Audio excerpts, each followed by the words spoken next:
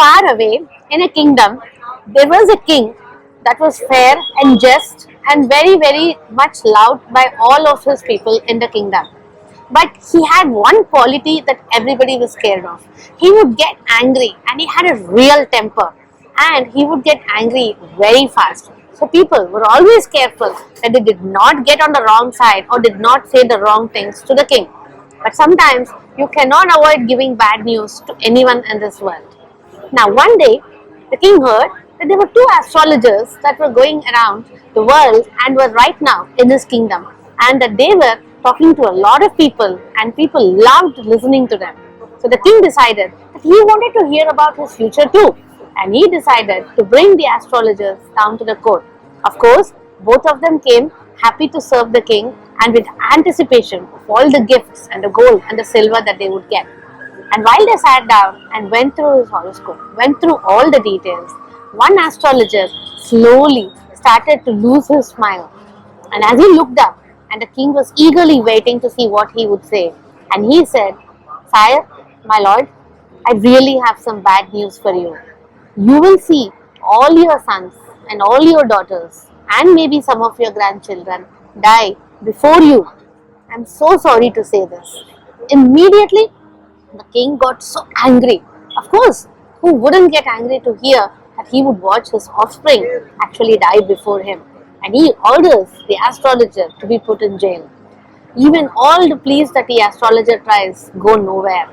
And then the king turns towards the second astrologer. "Tell me, do you see the same thing too?" And now all the courtiers are really scared. Everybody in the courtroom really hopes that the other astrologer would lie, even if he sees the same, because they cannot have two world-renowned astrologers in jail or worse in the future. The second astrologer looks up and he tells the king, "No, sire, I don't see the same. In fact, I see good news.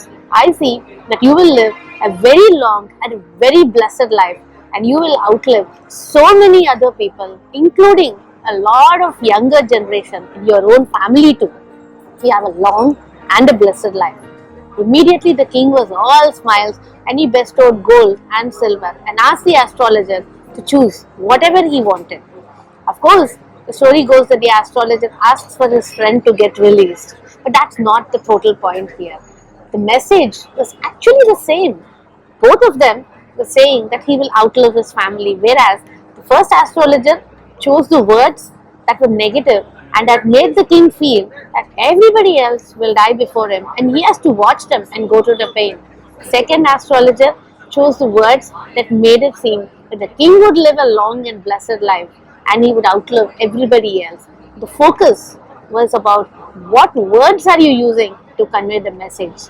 And sometimes, no matter what the message is, the right words will really overcome that particular barrier.